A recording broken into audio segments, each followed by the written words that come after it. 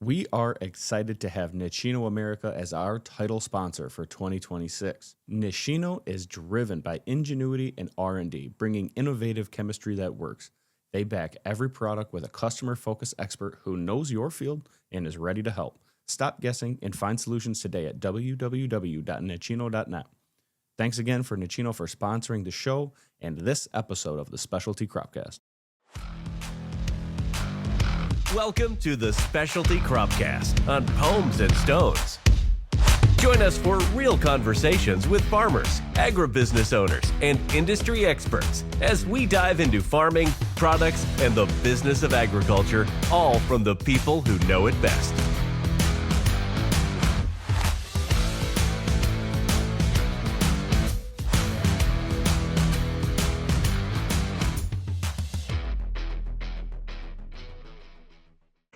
All right, everybody, welcome back to another great episode of the Specialty Cropcast. To my right, backward hat Steve's frontward hat Steve. We got Zach in the corner.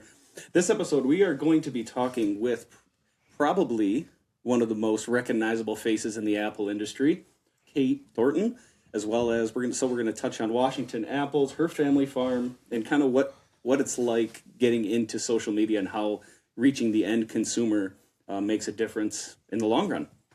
So, Kait, thank you very much for joining us. Apple Girl Kait, thank you. Thank you guys for having me on. I'm jealous I'm not there in person. Well, It's next time you come to snowy and Michigan, blowy. we can, Yeah, you don't want to be here. it's no fun here in February. We need to work on your influencing skills, okay? Yeah, no, sorry. Sorry, we really sold it, didn't we? But yeah, All right, so tell us a little bit about yourself, your family farm. Yeah, so Kait Thornton, I'm a fourth-generation apple and pear grower, so I'm 23 years old. I graduated from Washington State University back in end of 2023, so go Cougs.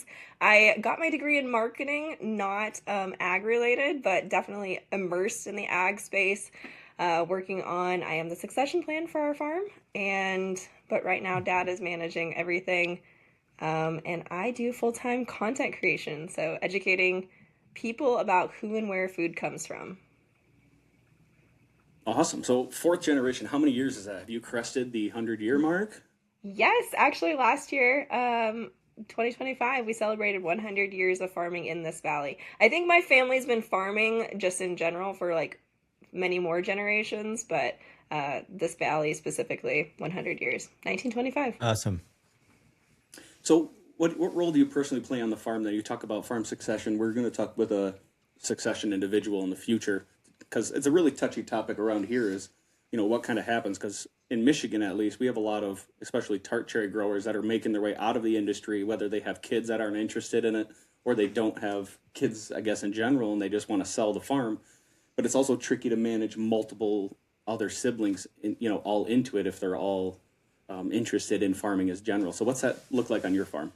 Well, I guess I'll take a step back and say I'm one of four kids. But my dad always told us to go for what we're passionate about. And I think that's really, it's very evident in my siblings' career paths. So my oldest brother, he's a pre-construction manager, got his degree in civil engineering. He's over in Seattle in the big city. My sister is a history and English teacher for high school, lives a couple hours south of me. And then my younger brother, he's playing Division I baseball over at Gonzaga, chasing that MLB dream. Wow. He is the one who's most interested in coming back to the farm, but we'll see.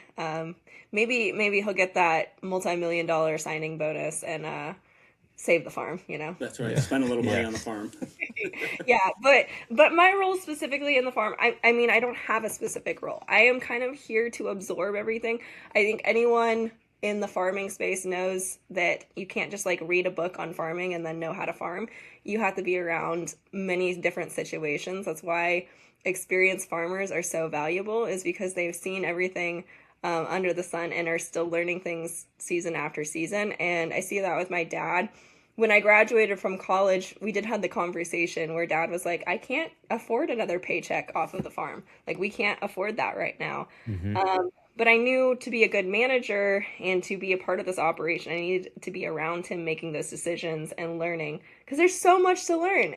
And so I was like, I'm just going to make my own kind of career. So I have multiple businesses I'm running, and then I'm able to be around here. And when things are popping up, we have conversations every morning, every evening. I join the business meetings, lunch meetings, go all over the place. Just even yesterday, like discussing where we're going to be taking our fruit this year. Things like that I'm around for. But no, I don't get to do as much of like the tractor driving and things like I would love to do, but it doesn't pay my bills. That always happens when you get into the management. You get out of the tractor and you end up telling people what to do. And sometimes it's nice to get back in the sprayer. It's a little Quiet. cleansing. quiet. By yourself. Yeah.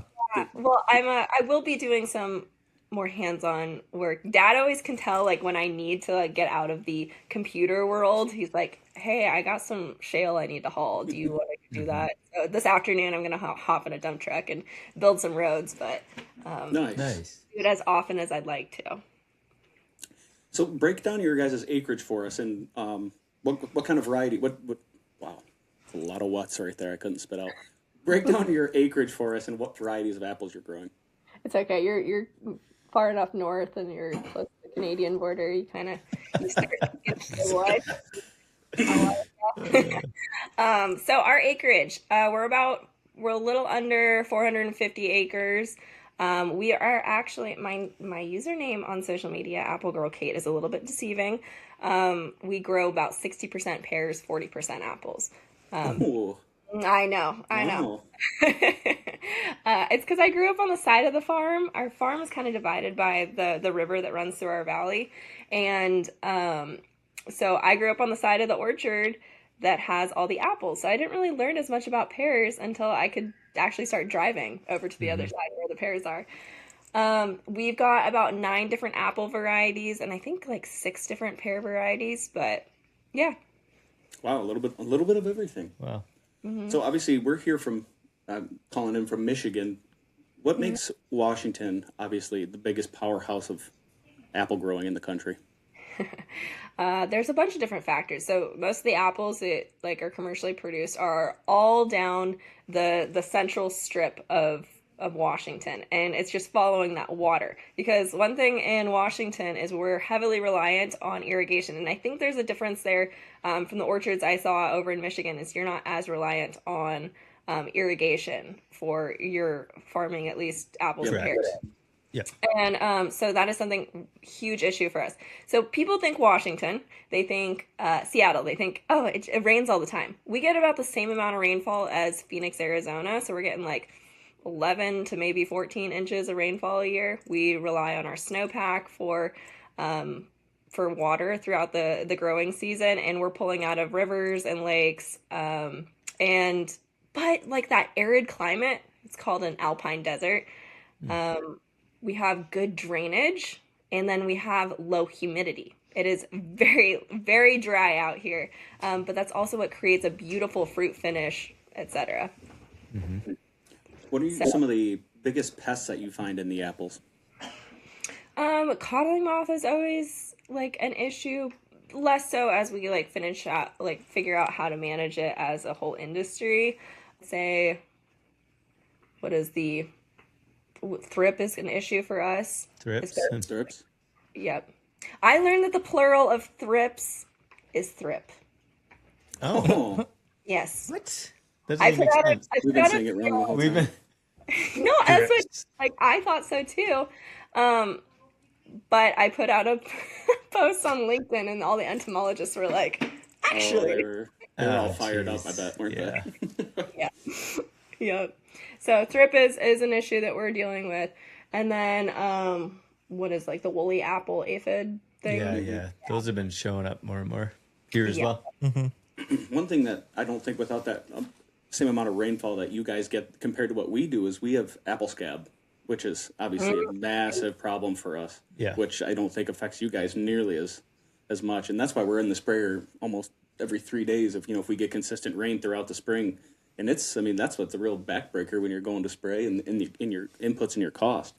So it's so interesting. But would we rather have that rainfall compared to having to run and be relying on irrigation like that? Like, what's the trade-off? Do we want to have? I mean, I'm sure not. Having some sleep better sleep at night. Not having to worry about apple scab would be nice, but I think if you can leave things in the hands of Mother Nature, honestly, compared to government agencies, etc., you're better off.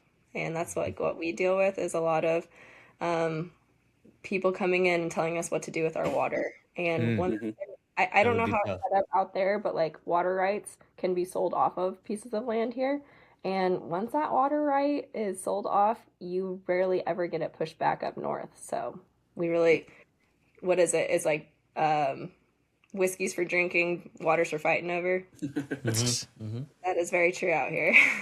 yeah, I was just out in Fresno, California for IFTA, and I would say that 25% of all of the presentations and the educational sessions were focused on California's water usage, and I think it's Sigma is what they were really focused on, and how, like you're saying, people are selling water rights to other farmers, and or in general are taking advantage of that, which is unfortunate to see, which is something that we don't deal with here at all in Michigan. Yeah, and like a huge thing is, okay, we're out in the PNW or down in California. We've got an incredible amount of wildlife, and they're absolutely for protecting. We want to make sure that they're protected, but we got to use a little bit of more common sense and be pragmatic here when you're approaching these situations, because a lot of those water issues come down to, okay, we're going to protect the species of fish, and then, you wipe out a ton of generational farms, and that's what we saw in California with a lot of those water issues. So that's what I mean when I say like regulations and agencies coming in. That's also like the importance of, what I do, farmers telling their stories, showing up. It's easy for people to make that decision of they have an idea of an animal and stuff, but they don't have as close of a relationship with farmers. And it's crazy because they're choosing these animals over the farmers that are providing them food. Yeah, there's a huge disconnect. Huge. What am I thinking about here? What are some of the biggest challenges that Washington faces besides irrigation that people might be surprised to hear about? Well, it depends on who's listening. I think I just reiterate always labor. Labor's a huge issue for us. Regulation's always big. What am I thinking of here? Oh, private equity. I know I heard a lot of murmurings from the Michigan crowds and stuff when I was out at Great Lakes. Yeah, private equity coming in is a little bit scary because we're facing a lot of the fallouts of that. A lot of these bigger guys moving in saying, okay, we're going to buy up a bunch of orchard and run it like it's just like any other business. And that's, as you guys well know, that is not the case. It is not. The tree fruit industry is unlike pretty much any other industry. And you have to have the right people in charge, and you have to be mindful of your neighbors. It's like we're all competing, but we're also all pulling for each other to do well. Yeah. It's a very interesting dynamic to explain to anyone who's not involved in it. And I think that's what the mistake of private equity moving in is not being mindful of the rest of the industry. Yeah, I don't think that's happening as much here. Although, I mean, Well, the only thing you see here is either people are getting out of it, and either like we had turning about into 300 houses. acres here, Yeah. whether it's houses or they lease it out to local row crop people, or you have some of the bigger farms in the area that are able to take on that extra 400 acre farm here or there. That comes up as long as it's within a region, and unfortunately that's where it's going. But it's nice to see that the older generation still wants to see it farmed, so they'll call and they'll be like, hey, I don't have any kids that want to farm this. Do you guys mind picking up this extra 200-300 acres, which in the long run, that has its own challenges, but also if you're a good enough farmer, you can add that extra land in usually without a hiccup. Yeah, I guess that's I think that's probably, yes, labor, regulations, private equity, whatever. But I think our biggest issue for the long term in Washington is that we don't have succession plans. Like, you guys out there have a lot of young people. I'm like, oh my gosh, there's people my age. it's not like that out there, hey? No, In Washington? and we're also like very spread out too. Like, I live 20 minutes from the Canadian border, and it goes all the way down to, southern Washington, even into Oregon a little bit with fruit growers. And so that's like a 5-6 hour distance. Yeah. Yeah. So you talked a little bit about labor. We always talk about it for sure. What are the rates? Did H2A, did you see a big drop in their rate this year? Yeah, so we've been paying over $19 an hour. I think it was like 19.32 or something. Yeah, plus overtime after 40 hours. I think that's the biggest thing. So Jesus. imagine, yeah. And then we're heavily reliant on the H-2A program. We don't have the population densities to get as many domestic guys. We still have about 12 guys that are working year-round domestically, but 45 beds is certified housing. So think about that. I mean, it costs about $1,500, $1,200 to $1,500 to get each guy up here for the season, and then getting their housing and their transportation, and then paying that elevated minimum wage plus the overtime. It's crazy, but with the AWR adjustments and stuff, it's supposed to drop $3 here in Washington State. I believe we still have to pay, so that would drop it down to $16 and whatever. But I think in Washington State we still have to pay it like over $17 just because of our minimum wages. Is that okay? Yeah, you're getting minimum Interesting. wage. Gotcha. Yeah, we had a significant drop here in Michigan. That's going to make a huge difference. It's huge. You know, for us, for hundreds of thousands of dollars of difference. Yeah, absolutely. I believe we did the calculations. We did the calculations for the true $3 drop, and I think it was going to save us $200,000 a year. I mean, that's big dollars That's huge. for farms that are trying to, whether or not you're farming the next year or not. But Okay, you can get on the $200,000 farm is a lot of salary money. now. Yeah, now you can get that check. Right? Not until we're in the green, and so I'm giving my Yeah. Right. Yeah. Said another How thing. many H-2A guys do you bring in a year? So we've got 45 beds of certified housing. Wow. So with that big of a crew and having to pay overtime, do you guys find yourself? Do you pay, or how many hours a week do they work, or do you do kind of two separate groups in order to keep that that cost down? Like, say you get two groups, you work 80 hours a week with people picking, but you do 40, then you switch to another 40. No, we're understaffed. That's just as many beds as we can get certified. I mean, regulations are really tough, especially like the water testing and stuff that they do. We are sweating bullets constantly when people are coming up to do tests and inspections, right? It's like we send out like an alert on our group chats. Okay, the L&I people are coming, or the whatever people are coming. So it's really hard to get that regulated or the certified housing. Ideally, a lot of like our neighbors that are our size, like what they're running is like 90 plus guys, and that's what we need to spread out those hours. We are one of the few people that have been paying that overtime, and a lot of people are just like, nope, we're not having the guys work past 40 hours. And that poses a ton of issues. First of all, we're not getting the work done that we need to. And then you got guys that are coming all the way up from Mexico, and they miss their families. They want to come here and work, and we just can't afford to have them work past that 40-hour threshold. So it's really been interesting to see that play out. Yeah, it is. It's a huge challenge. I mean, you have these guys who come up here and they work. It's good, honest, hard work, and they get paid good money for it. I mean, it's not. It's always funny as people kind of want to push them to the side. I saw you did a post. Someone had you fired up about the help, and they're great guys. They're awesome workers, and they always have a smile on their face. It doesn't matter what they're doing. And the H2A program in general kind of usually gets a bad rap. But I mean, us as farmers, we depend on it. We don't have. I mean, we don't get a person walks through our door anymore. Our whole farm used to be community oriented. Everyone in high school always worked at our farm. Everyone came in and worked in the summer, or anybody else. Yeah, all the farms. There's Yeah. always high school kids, college kids. Now we don't get a single person walk through the door. We wouldn't if we didn't have the H2A program. We would be in a pickle. We wouldn't be farming if we No. didn't have it. Yeah.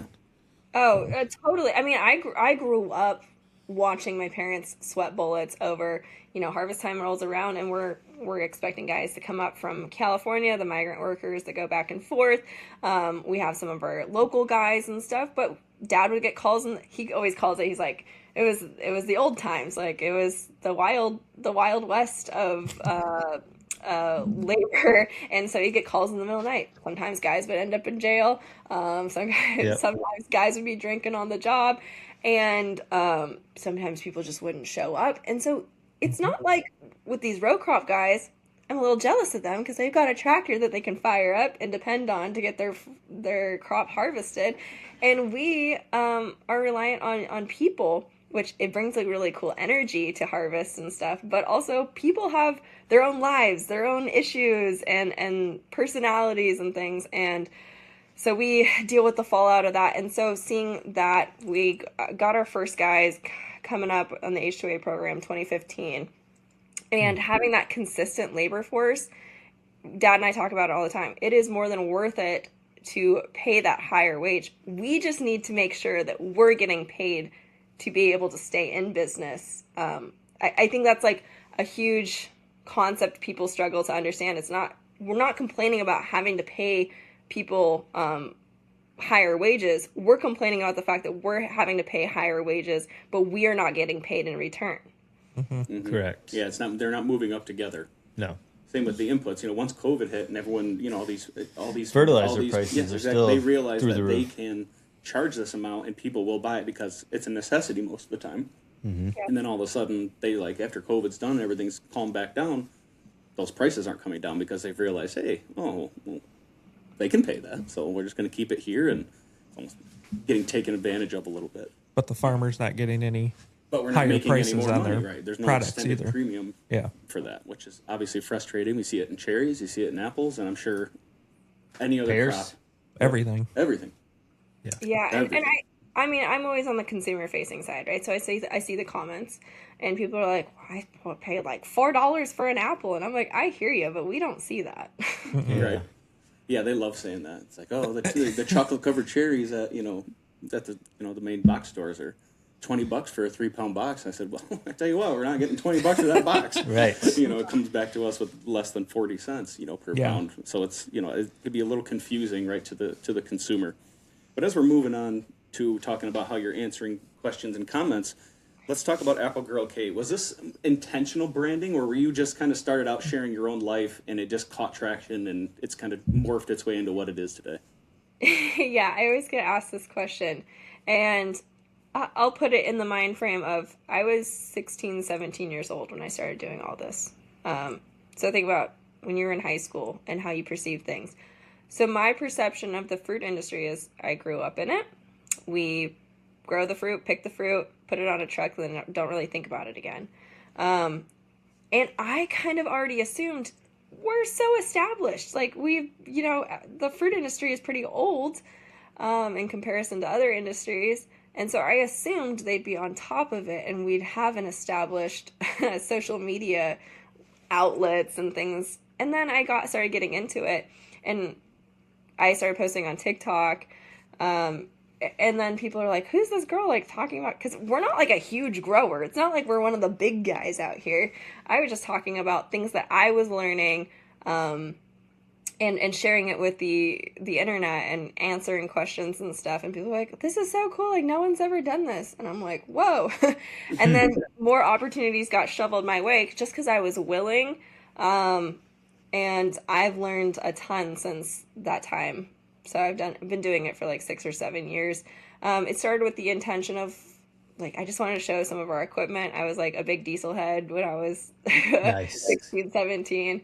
And so I was showing my old Power Stroke and some of our semis and things like that. And then people are like, what are you using these for? Are those apples? And I'm like, yeah, duh. Because when you grow up in an ag space, you're used to everyone doing the same thing as you. And then showing people outside of that bubble what you do, people are like, well, I've never seen an apple farm like this. They think of the antiquated, you pick orchards and stuff, but they've never seen apples coming out at this volume. And then the audience kind of took it from there. You put out videos and then people start asking questions and you just start answering those questions. So I never run out of content. Right. When did you realize it started catching traction? Or how long before you had your first big video where you're like, wow, this is actually something that I could do to be successful for myself and also reach consumers at a high level? When I hit around 30,000 followers on TikTok, I was like, this is pretty cool. And I was also selling fruit locally and learning what people were thinking. We were advertising our sugar bee apple, so I was out on the road in grocery stores answering questions. So I was really learning how people perceived what we do and then applying it to my videos and kind of curating that type of audience. And so I think like right around that time. And going into college, I had about 80,000 followers, and that was kind of like a pivotal point for me where I was like, do I keep this going? Because WSU is about 4.5 hours from my farm. And I was like, do I just like kind of let this go? How do I keep this going? And then I just missed like the farm. And so I'd come back. Anytime there wasn't a home football game, I was going back to the farm, helping out with harvest, then getting content, and then I'd edit it throughout the week. So I would, do my assignments till about midnight, and then I'd edit from like midnight to maybe 2, 3 in the morning. And then I just like post throughout the week, and just kept that ball rolling. How many followers are you at now? I got close to, I think, 700,000 followers between TikTok, Instagram, LinkedIn. That's an impressive number. Yeah. That's a big number. Yeah. I think. How many are we at? Oh, 30? I don't even know. Well, I keep adding new pages every once. It's like if I I know. would have just did everything from the beginning last year, we probably would have been in a much Excuses. better spot. Excuses. Yes, all excuses. Does the popularity ever feel overwhelming? No. No. What about like when you go like to Great Lakes Expo and everybody's like, oh, I want a picture with you. I want a picture with you. Like, does that get old? No, it was really cool. Yeah, Steve's like, I asked her. I know, I did ask her. She's like, no, I hate it. Yeah. No, I'm so flattered. And I think my favorite thing is when people are like, I already feel like I know you because I watch your videos. And that just makes me happy because I try to show up as authentically myself. Well, a little bit more polished. Now, you hang out with me, like have a beer with me, I might be a little bit different, a little more relaxed, maybe not as polished, but I try to keep my videos like pretty engaging and down to earth, and it makes me happy when that actually transcends to my audience and stuff. But yeah, it's been crazy. Like I get recognized at airports sometimes. That's always a bizarre that's awesome. feeling. Yeah, Yeah, that's gotta be so weird. I know. or people, but this is how people approach me. This is how, like, I went with the username Apple Girl Kate because I'm a consumer and I know that I watch people. I'm like, oh yeah, that's like the guy who like does videos with his lizard or whatever. And so I knew people were gonna watch my videos and be like, she just like the chick who talks about apples. So people will come up to me and they go, apples? And I'm like, yeah. Yes. That's usually, they're like, do you do something with apples? Do you grow apples? So. Yeah, it's got to be a strange feeling when people come up and talk to you or even reference certain things. It's almost like they know more about your life, but you're talking to a complete stranger. And it's like you know nothing about this individual, but they know, depending on how deep, into the following that they are, but they know a lot about you. It's got to be a weird feeling for sure. Yes, and then like people, I think it's cute because a lot of people know my dad. I think my dad is like, people really gravitate towards him and they'll like ask me about this thing or that thing. But yeah, I'm like a pretty open book. It's not like too crazy for me because I know I'm very aware of what I'm putting out, and I usually overthink a lot of things before I put it out. Like how I try to think of every way people are going to perceive it. So are you still doing all the work yourself, editing? Yeah, I do all the editing, do all of my own management for brand deals. I have a virtual assistant, and then I'm working on getting an assistant. I really want to get into YouTube this year. People keep asking me to do that. I just haven't had the capacity for it. So I'm ready to scale. Take that next step. I find YouTube to be one of the more difficult ones. Yeah. Oh, for Out of sure. them all, for sure. It's just the way that people. It's interesting how you can post. You probably know the exact feeling. You post something on one channel or on one platform, might get 1 million views, and on a different platform it gets 10,000. And you're like, like if it's so popular in one space, how could it not be popular in another? Yeah, that's why I try to not like. No, I try. Doesn't mean I always do, but I try not to think about the number so much. I more think about, all right, the people who do see this, what is their take home from this? Instead of, I just want to reach as many people as I can. No, Yeah. Focus on the people I do reach, whether that is 1 million or whether that is 10,000. What are they going to walk away with? Yeah. How do you handle criticism or negative comments? I know sometimes, I'm assuming 90% of it's ignoring it, and then, but one gets under your skin, you just got to make a post about it? How do you handle that kind of negative attention? Yeah, I usually ignore it. I think I've gotten to the point where like a lot of if someone says something obnoxious, like my followers will like jump on them, which is really Yeah, sweet. that's nice. But I got a community there. The only ones that really bug me is when it is like a fellow farmer or rancher or someone involved in agriculture. Sometimes those can be my biggest haters, and I'm kind of like, y'all, we got the rest of the world against us. Like, why can't we just be for each other? Or like this could be a private conversation. You don't need to blast me in my comment section. Yeah. Of course, I get like the creepy old men. But now I'm kind of like, they're consistent in my life. So I'd be like, it'd feel weird without them. Right, the special spot in your heart all of a sudden. I feel like that's women in ag in general is the creepy old men. Yeah, there's... Yeah, that's why, I could probably have a much larger audience if I was a little more promiscuous, but I avoid that at all costs. Right. It's any sort of thing. Like, the only thing I'll flash is my smile, really. Yeah. Yeah. What about the date with Kate? Whatever happened with that? Oh my gosh, I don't even...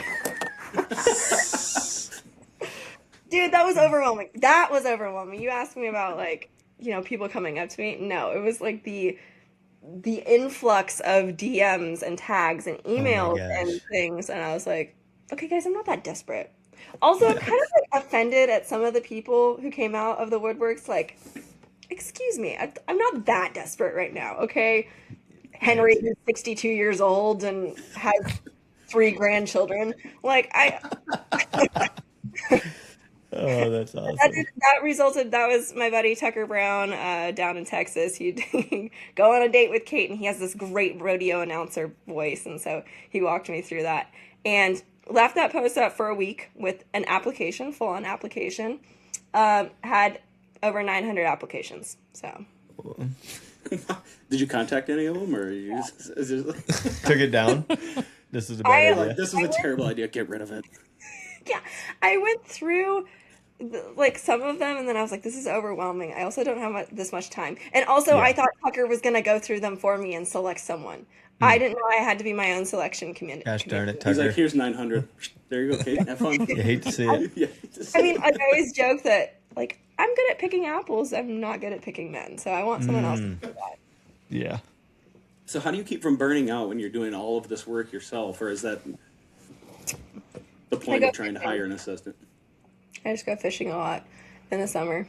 Like, do things that I can just take deep breaths and just, like, think about things. I'm, like, such an extrovert, but I also need alone time to recharge. So I have to do, like, a lot of self-regulating. I'm a people pleaser for sure. And so I try not to read the comments as much or take them to heart as much. And then, like, avoiding burnout. Like, today, it's a sunny afternoon. I'm looking outside. It's like bluebird.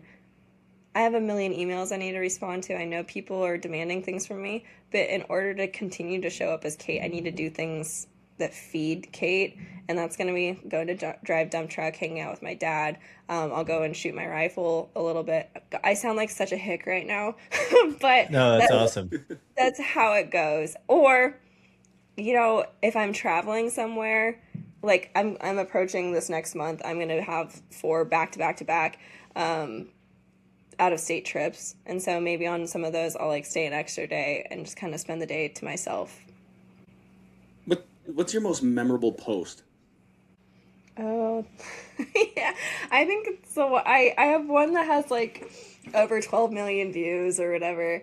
And it's because it's always the ones that you don't really expect to go that viral that go that viral. And I was like getting ready to go sell fruit about 40 miles east of me, this little mountain town. And I was like, around Christmas time, I'll like wear a Christmas sweater. And I had the most obnoxious Christmas sweater on. And I had like all this tinsel and all these ornaments. And like I made noise every time I moved. But I was like, oh, people have been like, they always talk about the wax and stuff. And so I just really quick, and I was also kind of like getting sick. So I didn't sound the best.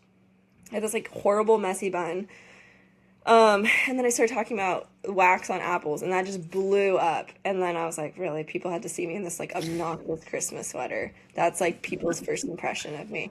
So I think that was like a very memorable one. I'm trying to think of what else.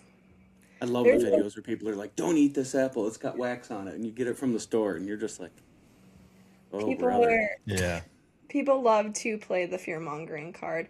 Also, I did one where I was like tearing a Honeycrisp apple in half, and that also blew up. And like I did it right before my county fair, and I never really think about like how many people local to me watch my stuff, because like not a lot of them are commenting because they're like, well, I'll just see Kate in person, whatever. And I went to my county fair, and there was like the guy on the pest control board. He was handing out apples. I was like, "Oh, this is awesome!" And he's like, "Kate, I've had so many people try to rip this apple in half today. I've had to be doing this all day because of your video." So people in my county, like especially a lot of kids, were doing it, which I thought was pretty great. So it was just kind of cool to see that video blow up, but like actually penetrate locally. One of the videos that you posted was talking about Honeycrisp, and we all know about the difficulties of growing a Honeycrisp. You called it a diva, and then it ended up as a Wall Street Journal article. Talk about what that experience was like. Yeah, front page of the Wall Street Journal. That was crazy, and the Seattle Times. Yeah, that was Dad and I talk about that all the time because he uses that as an example of like how my brain works in the creative space. And for anyone who wants to get into content creation, this is just kind of how it goes. So we're just sitting, we're waiting for the water truck to fill up, and he's just like, I hate Honeycrisp. He's like, I'm trying to figure out whether I go through and I do some summer pruning, if I finish out the thinning, things like that, making those decisions. Because you spend so much money on Honeycrisp before you can even go through and pick them, right? Mm-hmm. And he's like, I just hate it because I don't know like what to do. This is a massive crop. I was like, let's just do a video real quick. And I was like, say that again, Dad. And then he just like, he's very good on camera. He is a kind of a diva on camera. And so he goes, I hate Honeycrisp and blah, blah, blah, blah. And then that just kind of blew up from there. And I got people that reached out to me from Wall Street and Seattle Times, and I got to talk to the gal on the phone. And I really just emphasized like, this is a big issue. And I think farmers tend to be, we're like a little bit stoic and don't want to talk about the grievances as much, but I'm like, we're dying out here. People need to talk about this. Throw us a lifeline. Yeah. It's good that somebody's bringing recognition to the industry though, like you are, because right, if you didn't, consumers don't realize how tough it is to grow Honeycrisp. Exactly. And then like the amount of people that really impacted people, because I still get comments. People are like, I don't buy Honeycrisp anymore because of you. And they're like, I've been buying Cosmic Crisp instead. Sorry to you guys out there, but Yeah, Sweet. not very cool. Thanks Not very cool. All right, thanks for being on the show, Kate. We'll talk to you later.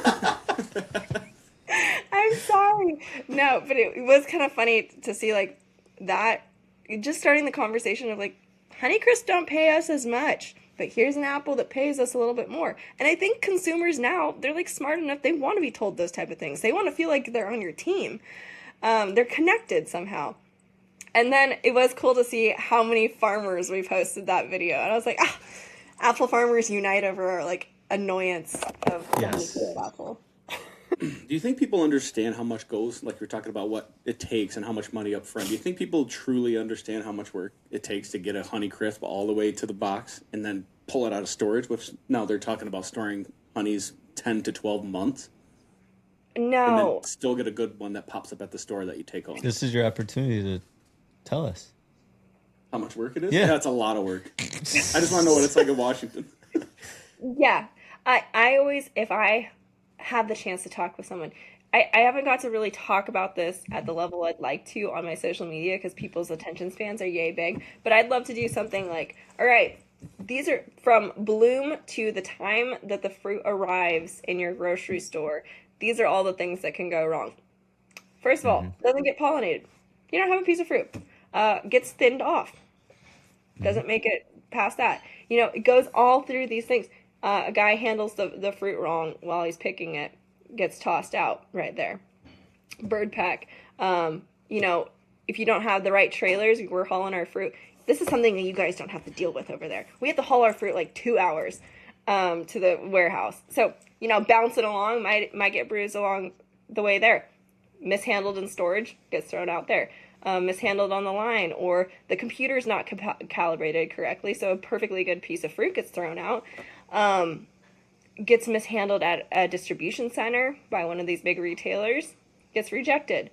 All these Internal things, browning. internal browning, all the way down to some 17-year-old Yeah. some 17-year-old stock boy picks up that fruit and is just like slinging it around because he's got his AirPods in and he's not paying attention and he doesn't really think about how fruit bruises, and there, it's done. Mm-hmm. You know, What are all the those most- things. That's yeah. What do you think are some of the most common misconceptions about growing apples? Oh, some people think that we grow fruit all year round, like that we're constantly harvesting apples. Like they think that like we're picking apples every month, which is interesting. Well, how do they keep showing up at my store 12 months out of Yeah. the year? Exactly. And then people assume, since a lot of agriculture has made such incredible advancements and so much of agriculture is mechanized, a lot of people assume that we have a machine picking the fruit. And I really want to boast that as, like, in Washington, this industry supports over 60,000 jobs. Like, that's insane. And all that fruit is picked by hand.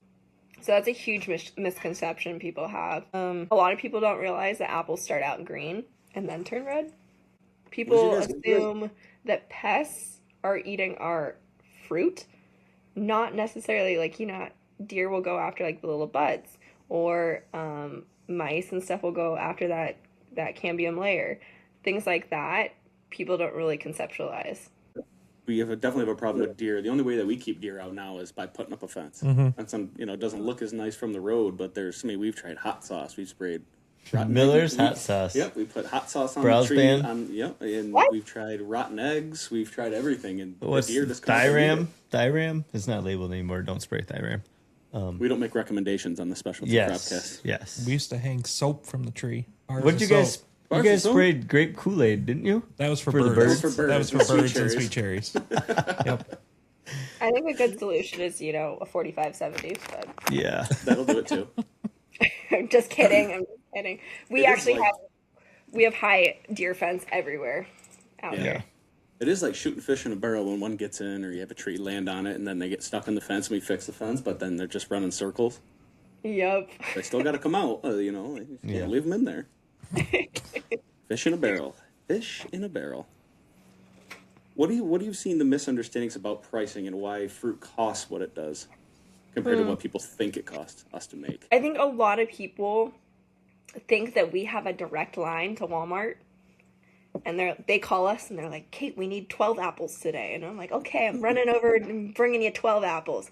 No, people don't realize how complex the food supply chain is. I know out there y'all do a lot more direct sales, but that's just not the case out here. We don't have the population densities, and we just have such large scale operations too, where you can't. We're producing ourselves, and we're not a big guy. We're, over 12 million pounds of fruit a year. So, thinking you have to have systems in place, right? All those systems cost money. So every single time that fruit changes hands, there's dollars invested there. And then I always explain to people, no, I try not to get in hot water with the retailers, but I do have to acknowledge the fact, whatever price you're paying in the store, we're probably getting half of that back. If If you're lucky. Yeah. yeah, I'd say like for every apple sold, we're getting like 20 cents or something. Yeah, sounds familiar. Yeah. I haven't broken down that. Maybe check out US Apple for those statistics, but explaining that retailers will mark that fruit up, 40-50% oftentimes. And it's understandable because they have their people they have to answer to, they have their margins they have to make, they also have to compensate for the amount of shrink. But who is doing that for us? Who is saying, this is where I draw the line and this is what I have to make to first of all survive, and then also, heaven forbid, a farmer make a little bit of money. I know it. Mm-hmm. That's what we're all looking for. How to be more profitable at what we're doing. Mm-hmm.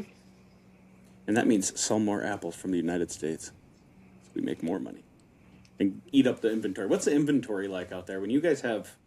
What did Nick from MACMA say? 140 million bushels. What's Washington's average production a year? Bushels. What do you do, pounds out there? Yeah, pounds or boxes, things like that.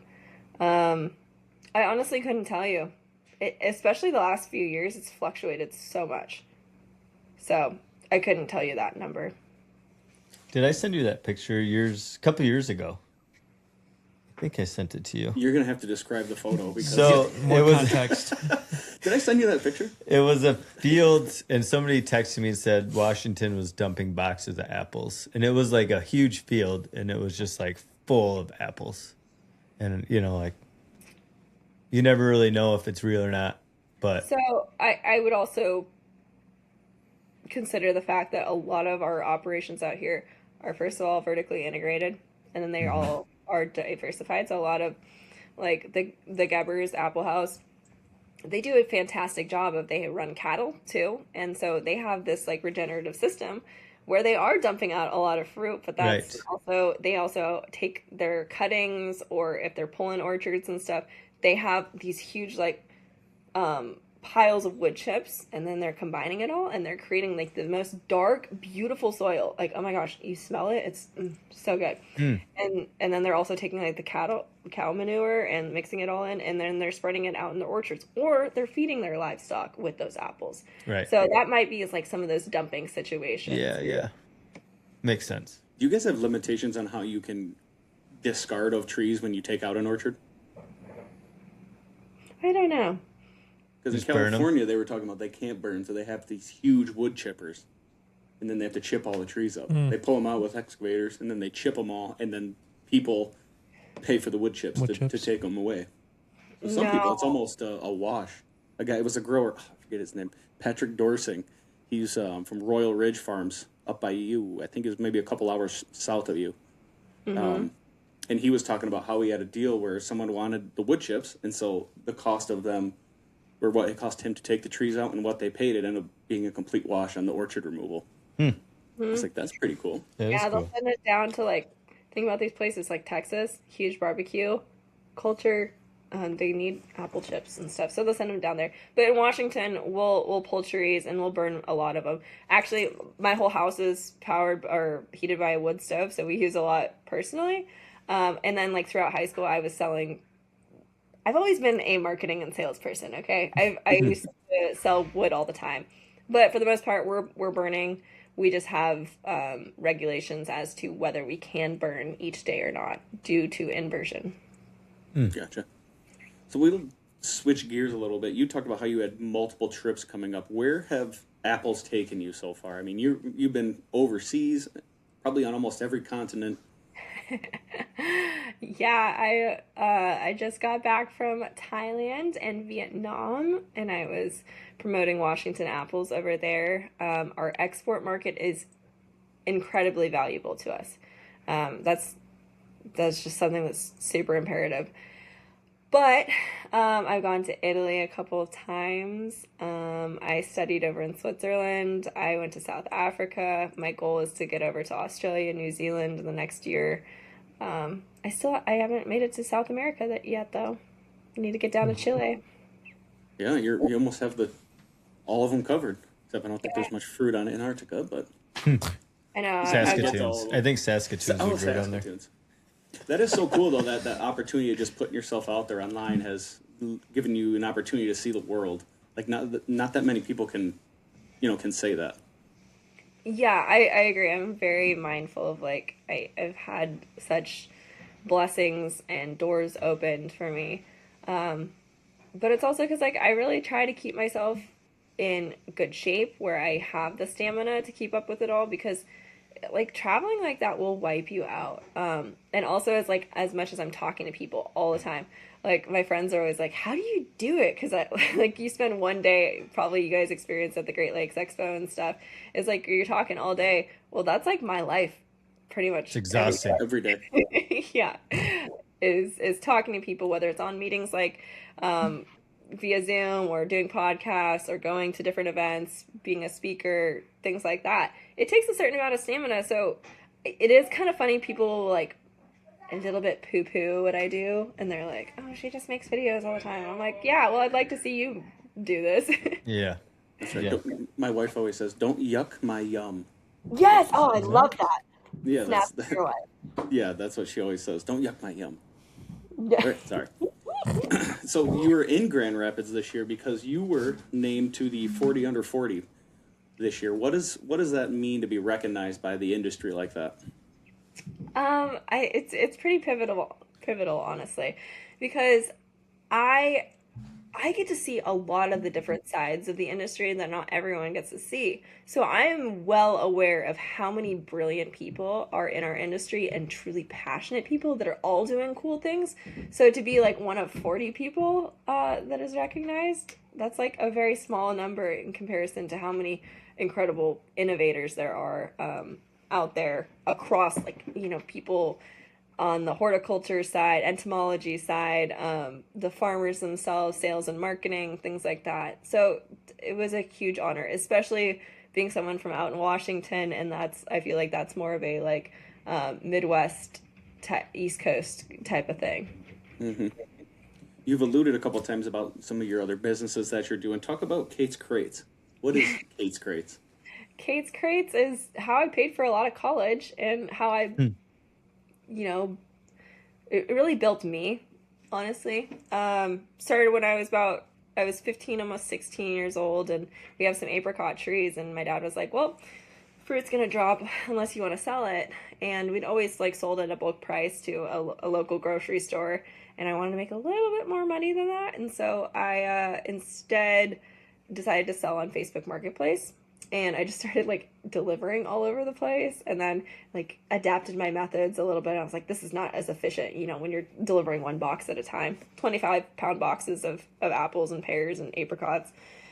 And I would get my orders in, and I'd like pack them, you know, 5 a.m. before school, and I'd deliver them during lunch and stuff. And, you know, to a 16, 17-year-old, a stack of cash feels pretty good. And so I just kept building from there. And then I got into college, and anytime I'd come home, I'd like deliver fruit on the way back, put out a Facebook thing, say, hey, I'm going to meet people from this time to this time, usually like an hour time slot at this parking lot. These are the varieties I have. Make your orders. So I'd have people like pre-order, you know, 50 plus boxes. And so I'd bring those, and I'd fit in any extras that I could, because when I'm doing it that way, it creates a big hubbub. And then people come over and they're like, what are you selling? Do you have any extras? So I usually sell out a whole pickup load that way, and definitely pay for my trip and then some. But it was all of those interactions. Think about every single time you go from, I was like awkward 16 with braces and didn't know how to like really talk about things, or, you know, hadn't really figured out my personality yet. And it really brought me out of my shell. You're forced to have all these interactions with people of all different types of personalities and stuff, and how to sell a product and answer questions. And I found like a lot of those interactions, I just like got to make older people happy because they don't get a lot of social interaction. And yeah, so I'm working on scaling that still, building my website. I'd like to do online fruit sales, and then also have a venue out here where people can come out. Do you store any over time then, or is it only during the harvest seasons that you run that?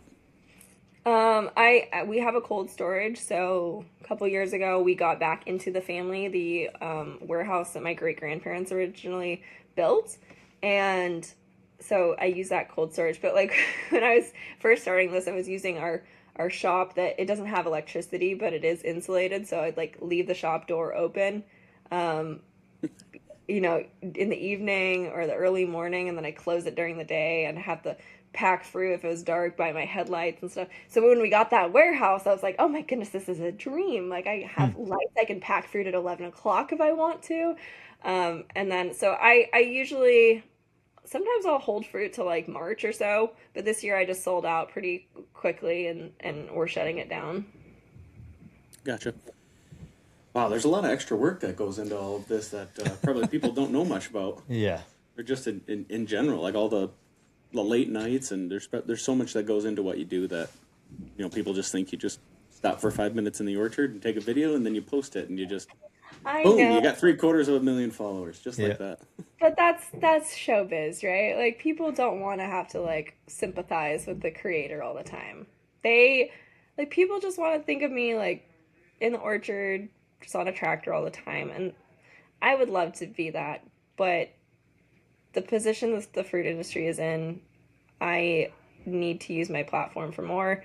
That means more responsibility, more traveling, and then hopefully by the time, like, if I can, I have on one of my dating profiles, I'm like, I'm on here to lure someone into going into debt with me to farm. And if I do that, then I'll be on the farm a lot more. But Yeah. That's the truth too. So how important is it for farms to share their story? It's paramount. I think like that's something, it's one of our main responsibilities actually. And for farmers to be like, well, I'm just a farmer, I'm not a marketer. That you don't have that option anymore. There's less people farming the same amount of ground, roughly. And so there's fewer touch points, there's fewer people talking about what they do. So you need to amplify your voice, and being willing to like come on podcasts like this, super important. Being willing to show up on social media, that doesn't mean I don't think everyone's going to be an influencer for sure. But having a willing attitude makes all the difference. Like with my dad, he's an older generation. He's not looking to be like out there, you know, selfieing. Jeff is not going to do that. But when I ask him to do a video, he's usually pretty like on board. Yeah. What advice would you give growers that are hesitant to post online? Well, first of all, it's not going to hit as many people as you think. I think a lot of people like assume that they put out something online and it's like, this is going to the masses. It could end up that way. But a lot of times it's only reaching, you know, like 300 people or something like that, which is still like, that's still a large amount of people. If you're talking to a room of 300 people, that'd still be a lot of people. But don't put that pressure on yourself. A lot of the older generation grew up with TV and the same 5 channels that the whole nation was watching. So if you put out media, that was a pretty big deal. Now, millions of videos are created daily, you know, and you're just putting out one of them. So don't put that much pressure. Don't worry about saying the perfect thing all the time. More focus on starting the conversation and showing that emotion. I see so many friggin' farmers. You guys have the best personalities ever. Hilarious. And then they get in front of a camera. Yep. Turn into a zombie. So what's the future of connecting farms to the end consumer? Is there a new way, a new path that you see that you think is more successful than the short form content? Or is it bringing, like you're saying, trying to build a hub where you can get more people onto the farm potentially to educate them that way? I know you've done like school trips. I mean, what's the best way you feel to reach consumers for the future?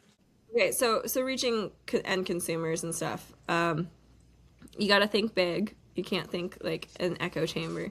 I think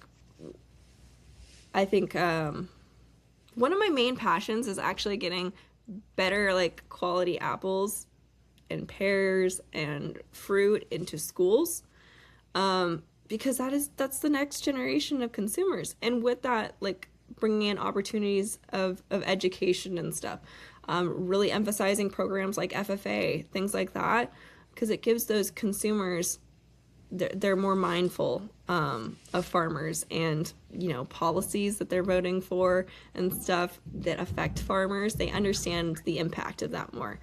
I think we need to do a better job in agriculture of inviting people to our operations, talking about what we do.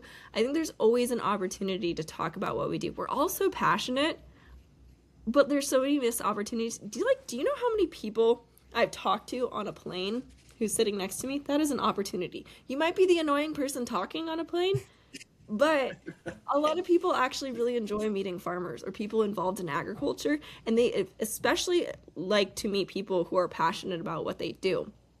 And a lot of people have interesting questions and stuff, and you got them there for like an hour to 3 hours. So make them a lifelong lover of agriculture.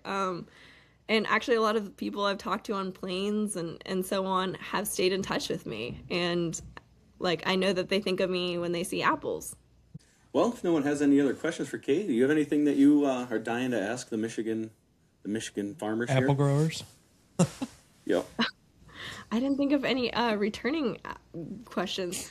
I do love it out there, though. I think you guys have a beautiful state, and I'm very thankful that I've made so many cool friends out there. I think if I didn't have social media, I wouldn't have as many friends out in Michigan. It just wouldn't be as much of a thing. Like, I got a good friend, Emily Croft, out there, and like, I go out and visit her and stuff, and she's come out to visit me, and I think that's a connection that probably wouldn't have happened otherwise. So I love my Michigan people. That's good. Bringing the folks together, social media. Yeah, Well, I think like I don't know how you guys feel, but it's always been like, Washington versus New York versus Michigan. Like, do you guys still hold that? I mean, there's always going to be competition, but I think it's more about apples in general or tree fruit in general. Yeah, we talked in the episode with Amy Cohen.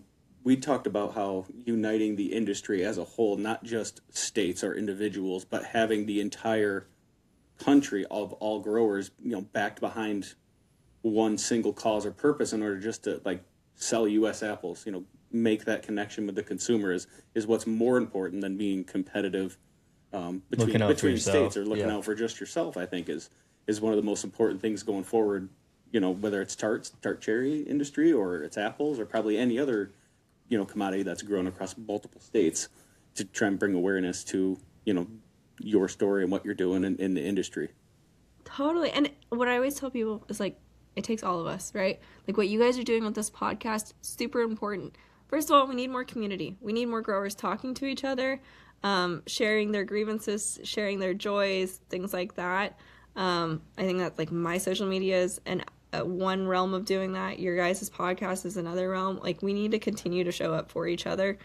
I always like to bring light to the fact that like mental health is a huge issue in agriculture. It's not talked about enough. And one way of alleviating that is by having a channel where we can all talk and feel like, oh, someone else is going through the same stuff that we are. Very true. There's a lot that you keep to yourself and different struggles that most people probably don't imagine a farmer goes through that all of us go through on a yearly cycle, I guess, as tree fruit farmers. They call us the part-time farmer because, we have a nice winter season that's down. Yeah. And where it's, we're not out, working the cattle and doing all the other dairy or anything like that. We just take off the winter, but, there's so much that still happens on a farm and fixing all of our equipment and pruning the trees and, educating yourself and doing sessions to keep up with what's working and what's not working and, making your best prepared plan for the next growing season. So. Totally. Oh, I also want to leave your audience with the fact that I am working with John Deere on their TikTok page, and I'm doing a lot of videos on tree fruit. Every single week, I'm doing videos on tree fruit, and that's a huge platform. And I need my specialty crop people to be reposting that stuff because how cool is it that a big platform like John Deere actually cares about putting out content like that? So, yes, but that was one thing that our local John Deere guy said is that they're really focused in the next couple of years at pushing into the specialty crop market and paying a little more attention to that compared to the row crop guys that get all the cool stuff and the technology should catch up really quick with what they can implement. They must think that we're going to start making money, so let's hope so. They must know something we don't, but plant more acres. It's coming. That's right. We don't need it. I know. All right. Well, if no one has anything else for Kate, thank you so much for calling in all the way from Washington and taking the time out of your busy day. And now you can go do the stuff that feeds Kate on the farm with your dad. And exactly. No, thank you guys for having me on. And hopefully next time I'm out there, we can do this in person. We'll do a little. Yes, that'd be awesome. Anytime we're start taking the equipment everywhere we go to all the farm shows. So it's always cool to talk to people that we don't usually see in person or don't want to make a multiple hour trip up here to the tip of the Lower Peninsula to talk to us. So super cool. Thank you so much. And this podcast is available on Spotify, Apple Music, anywhere really you get your. Does she want to give any social media plugs? Of course. Would Would you like any social media plugs if anyone doesn't know you and they feel like they have to find you? Yeah, you can find me on Instagram, TikTok, YouTube at Apple Girl Kate, and I love to connect with people, especially in the industry, on LinkedIn. Just Caitlin Thornton, Kaitlyn, Thornton, Thornton. All right. This podcast is available on Spotify, Apple Music, Google Play, I believe. Acres TV and Google video Play. versions are obviously on YouTube and Spotify that you can see what's happening in the studio here. So obviously, thank you to Kate for calling in. Thanks to Nishino for supporting specialty crop grower conversations like this that help move us forward and connect. So this has been another great episode of the Specialty Cropcast from the Nishino Studios. Thank you so much, Kate. Thank you. Thank you guys.